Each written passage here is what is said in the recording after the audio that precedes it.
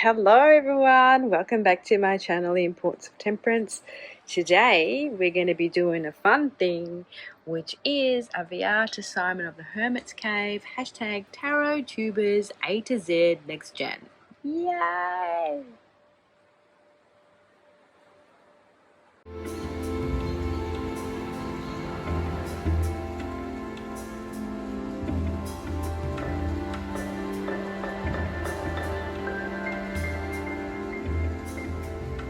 Well, hello everyone, welcome back to my channel, The Importance of Temperance. I'm Katie and I hope that wherever you are in the world, you're super good. Now, today I'm going to be doing a fun thing. This is a VR to Simon of the Hermit's Cave. So he originally did this hashtag about 3 or 4 years ago, I think, and it was just to get people who love tarot and who have channels and who are content creators on YouTube to answer some personal questions and to get to know them, as opposed to, you know, just them on their channels showing the content. So he's rehashed it. Or revived the hashtag Annie New Gen, because obviously in these past 3 years a lot of new people created channels and are posting their content, their tarot loves and their spiritual passions and that kind of thing. So I'm going to jump on the bandwagon too, because I'm in that category. I just recently kind of started this channel this year to be able to post, you know, my tarot content, and also to be able to do these fun VRs. I'm not very active on this channel. I have another channel that I'm more active on, but I thought that I'd like to have something like this so I can, you know, do these fun things. So the hashtag is TarotTubers Next Gen, and there are as many letters as the alphabet. There are questions. Everyone grab yourself a cuppa or coffee or whatever you're drinking. My drink of choice today is a green tea, and this green tea I get from my little Japanese grocer, which is down the road in our we've got a little shopping centre here. So grab yourself a cuppa and let's get started. Alright, my lovely, so first of all, before we begin, I just want to apologise for all the noises you're going to be hearing. Traffic, birds, wind. You will hear a lot of rustling. It's because of the wind in the plants. I'm filming outside on my veranda. It's a beautiful sunny day in Queensland, hence me being in shorts and a tank top. Yeah, and the lighting's probably a bit skewed because I've got the sun coming in on this side and I haven't got any sort of light on this side, so sorry if my face is in half shadow. Alright, shut up Kate, let's get started. So A stands for author. What's your favourite author? Now, I don't really have a favourite author anymore. Back in the day when I was younger, I was kind of really into weird stuff. Weird stuff in the sense that I liked a bit of a sort of a weird story. So I don't know if you guys know about the movie Trainspotting, but that was a cult movie back in the 90s, I think it was, and it was based on the author Irvine Welsh. And so I kind of was really passionate about his books at the time, and I read all of his books as they came out. But they got weirder and weirder, and then one of the last books that he wrote sort of grossed me out a bit, so I kind of stopped reading him. I'm a bit of a fantasy aficionado, so I like, you know, fantasy epics, like reading Tolkien, you know, the Lord of the Rings and all that sort of stuff. So I don't really have a favourite. It just sort of comes and goes and takes my fancy. B, biggest regret. Biggest regret. Well, it's going to sound a bit cheesy, but to be perfectly frank, my biggest regret is that my relationship with the love of my life, or the man that I consider the love of my life, didn't work out. It didn't work out because at the time that we met, we were in different spaces and different mindsets, and he was younger than me, and there was all these sort of things in the way. And so, yeah, my biggest regret is that we didn't meet at the right time in our lives where it could have possibly worked out. C, car. What do you listen to most in your car? Well, I don't drive, so I don't have a playlist that I listen to. But when I go on road trips with somebody else, one of our fave things to do, especially with my cousins, is to listen to Cold Chisel and Jimmy Barnes. Now, Cold Chisel is an Australian band. I don't know, rock band. I don't know if you guys have ever heard of them, but yeah, and Jimmy Barnes, that the band's broken up, so Jimmy Barnes has gone solo, and he sing, you know, so loud, you know, these Jimmy Barnes songs. D, divination tools other than the tarot. Now, I don't really use divination tools, to be honest, other than the tarot. I mean, I do use Lenormand, and I do on occasion use my little pendulum. This was gifted to me by my friend, but I don't really reach for it, that honest. And then watching The Hermit's Cave, you know, he had like a little coin, and so I got one of my silver coins out, and I might use that for a yes or no, but I don't really have any favorite ones and any that I reach for other than the tarot and my oracle decks and the Norman. What I do though, I rely a lot on my intuition and also signs and synchronicity from the universe. So I'm very aware of what's going on around me. I'm very aware that sometimes I look up and I see 555, 111, you know, repeating numbers, that kind of thing. Birds, signs from the, so I kind of rely more on that, you know, my connection with what's going on, you know, with the now moment, with the divine, and with what's around me. E for eat. What would you eat as your last meal, so to speak? Well, my mum does a mean rack of lamb, and I absolutely love the way she does it. And then she does a mean mashed potato. So my last meal would be a rack of lamb, which is roast lamb, and which are the little cutlets of lamb, and the rack is just those little cutlets of lamb chops. They sort of, you know, they put them in this fashion here, and they kind of look like a little tent or a little cathedral or Staples. Anyway, that's roasted lamb with mashed potatoes and peas to go with. And I'm not a great meat eater, like I don't eat a lot of meat, so when I go to mum's, I always ask her to make me a rack of lamb, because that's pretty special. F for fears, irrational and rational fears. And my rational fear is of spiders, which is, you know, like, okay, everyone's scared of spiders. And I've got so much better as I've gotten older. I used to like really freeze and go in a panic when I used to see a spider. Not so much the smaller ones, but the bigger ones. Here in Australia, we have massive spiders. Like, we can get the huntsmen or the wolf spiders. They're like, when they spread out all their legs, they're about this big. And there was one in the house the other day, and I went, whoa! And when I saw it, instead of like freezing and going, and into a panic, I just went, oh, you're big. Walking away, closing the door. So I've gotten so much better. Rational fears, well, to me, to be honest, is the fact that I've noticed that so many human beings have lost their ability to be discerning. And what I mean by that is that because there is so much technology out there, I feel like technology is taking over, and people are relying more and more on technology instead of their own intuition. This disconnect from spirit, this disconnect from who we are, and this connection to the AI. You know, that's what scares me the most, that human beings are not going to be able to discern anymore what's real and what's not real. And all this virtual reality stuff that's happening, that people are just, especially the younger generation, they're always on their phones, you know. They're always relying on technology. They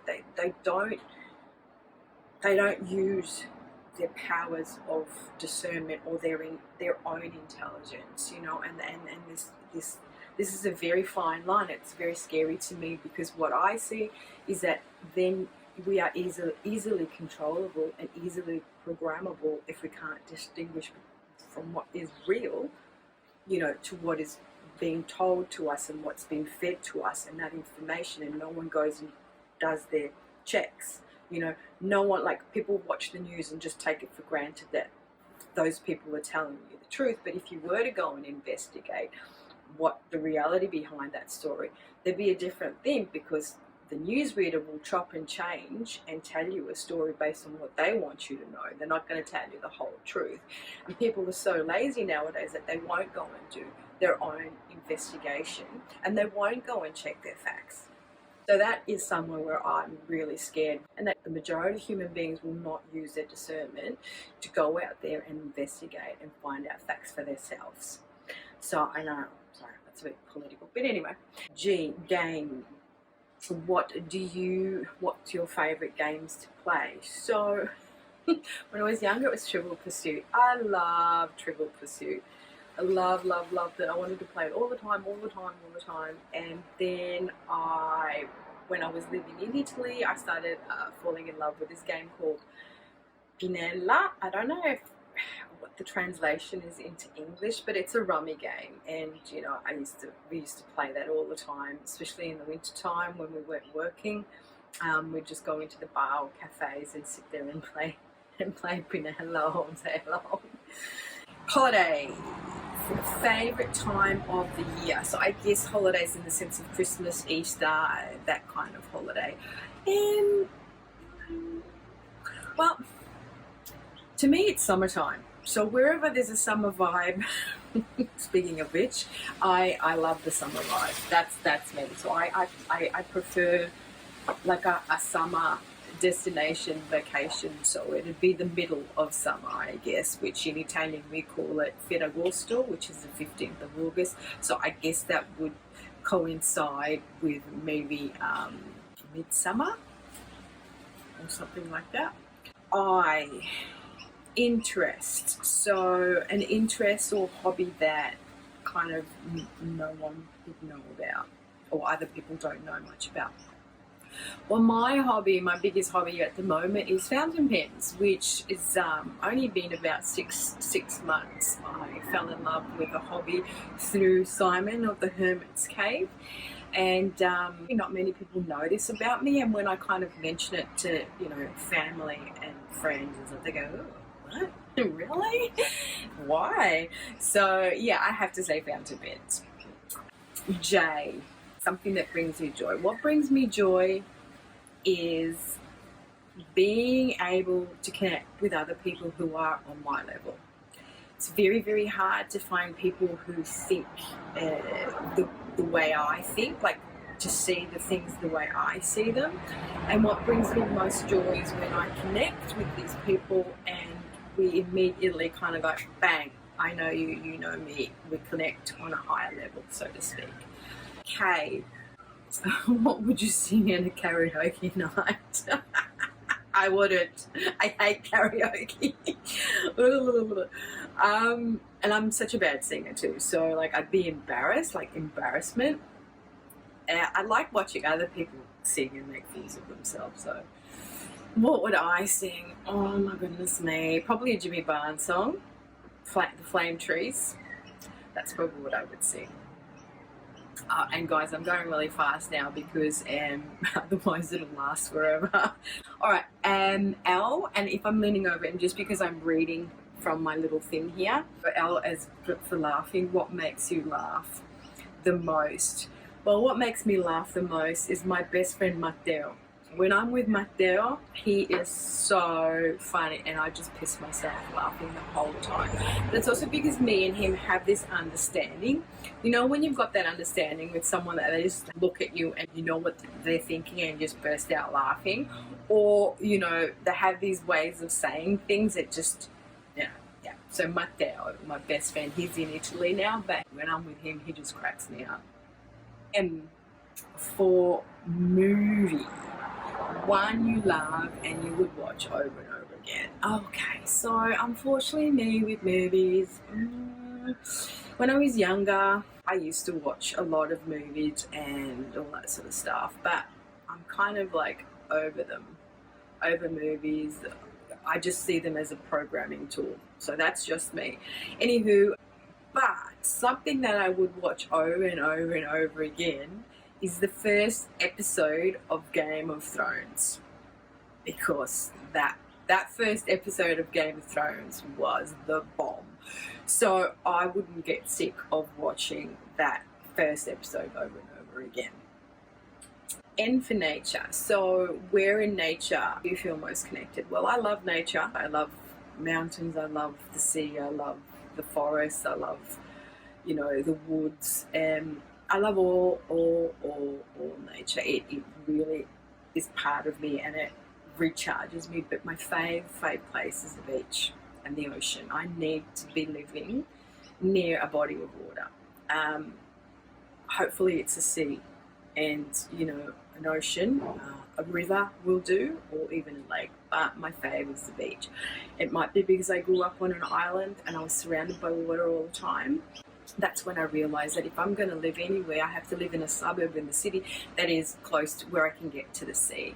And now I've moved up to Queensland, and we've got the ocean. We've got the Pacific Ocean that, is there. Oh, not quite on the sea, guys. I mean, on the ocean, but it's nearby. I can get to it. Oh, optimistic.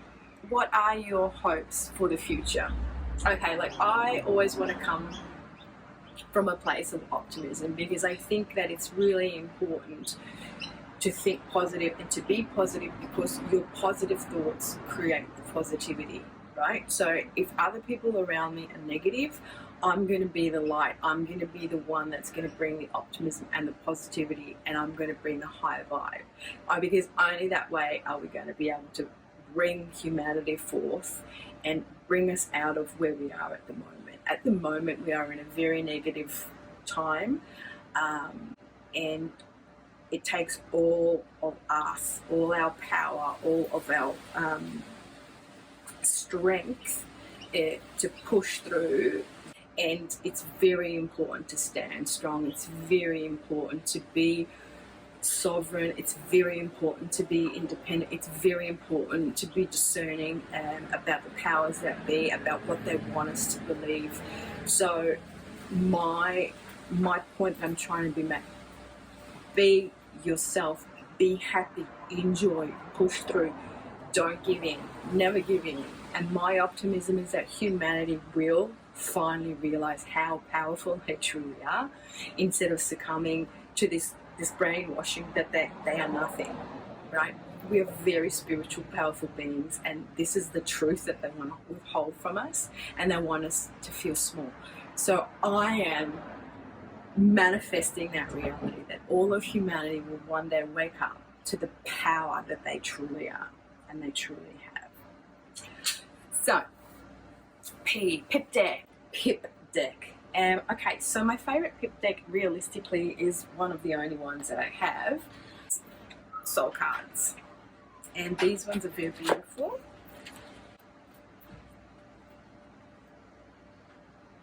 And very soft, and these kind of are a pip deck style. So these ones are kind of my favourite ones. I do have a toss deck that's a pip deck as well, but it's not my favourite. This is my favourite, and my second favourite is my Tarot de Marseille. Cute. Quality time. What do you consider is quality time? To me, quality time is time where I am relaxing and chilling and doing me. To be honest, I'm a bit of a hermit. I like to be on my own. I like to come home after work and just, come into my room, light my candles, get a nice atmosphere, play around with my fountain pens, watch a bit of YouTube, watch my faves, play around with my tarot decks. I like doing me. Quality time for me is time where I get to, actually do what I want to do. And also it's sort of going out in nature and going to the beach. There's nothing that recharges me as much as when I go to the beach and swim in the ocean. Reincarnation. If you could be reborn in any period, when would that be and why? Okay, so I believe in reincarnation, but I also believe that ultimately we reincarnate only for a certain period of time, and we don't reincarnate only on the earth. We reincarnate all over the place in different dimensions and different time and different planets and stuff like that. I would like to reincarnate back in the 1800s, because I want to go and check if it's true that they reset us every 200 to 300 years. So our memory of the history is constantly, they constantly keep us in this loop, so to speak. So they reset the button, the great reset. When they say the great reset, yeah, COVID was meant to be this great reset, and that kind of didn't work out for them. So now they're trying to bring this into war and stuff like that. So I'd love to go back to the 1800s. It was back in the 1800s. I don't know if it was mid 1800s, at the start of the 1800s, that they say that there was the reset. So I'd like to go back and discover if that's the truth. S, sacred. What's sacred to you? I think life itself is very sacred, and we abuse it. All life, you know, we as human beings have been taught and programmed to believe that we are, you know, the most important species on the planet, and that we get to decide, you know, the fate of all other creatures, and that's totally wrong. And so to me, what is very sacred is life itself, but life of all sentient beings, not only us, and also nature. We are so distanced from nature.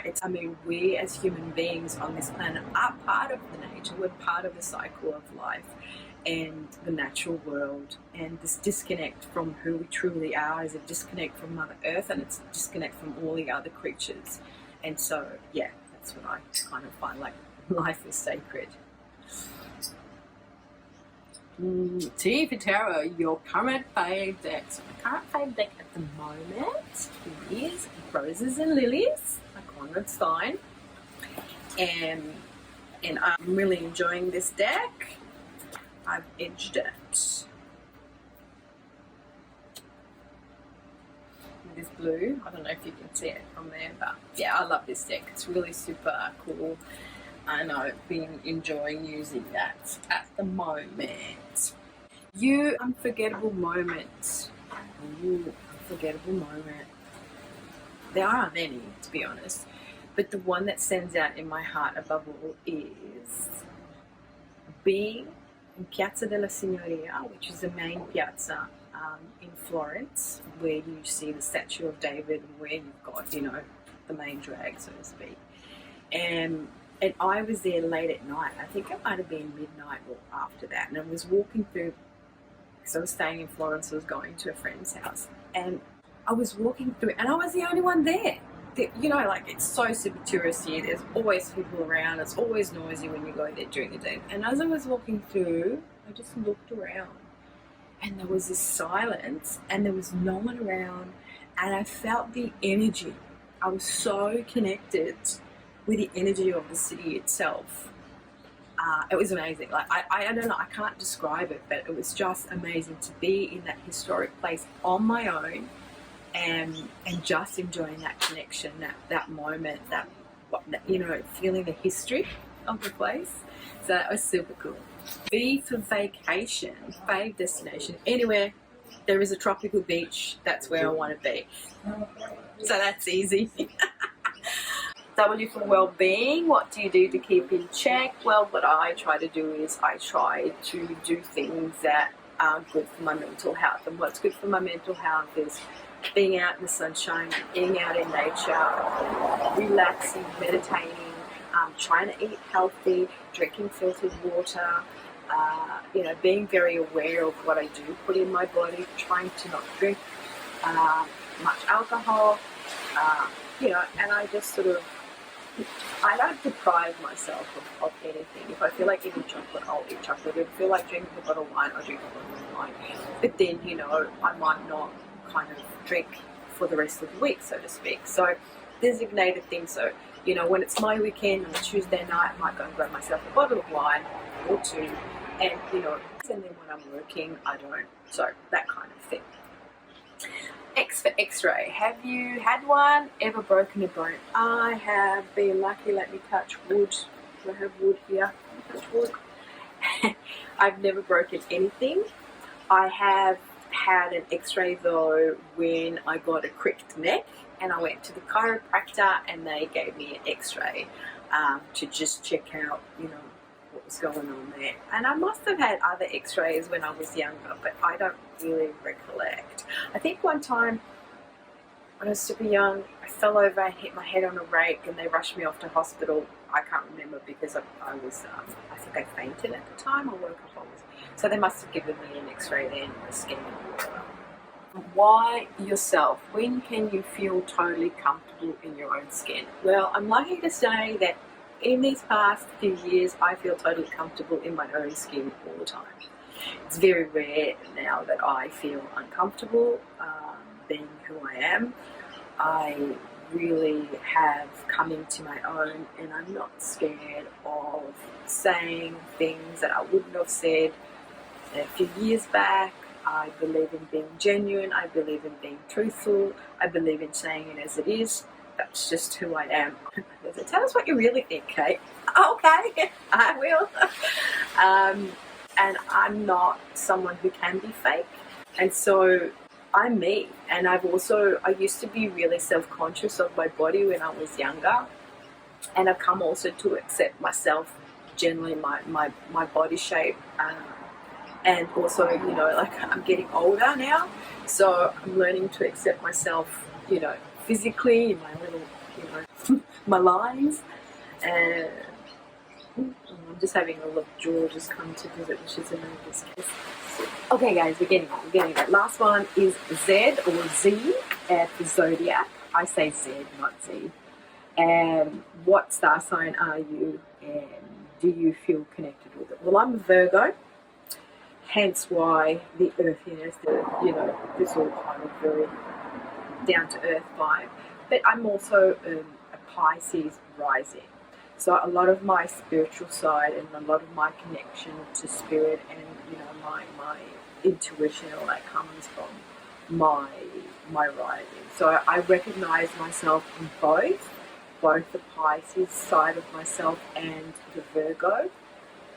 They do say that Virgos are a bit anal retentive. It's true.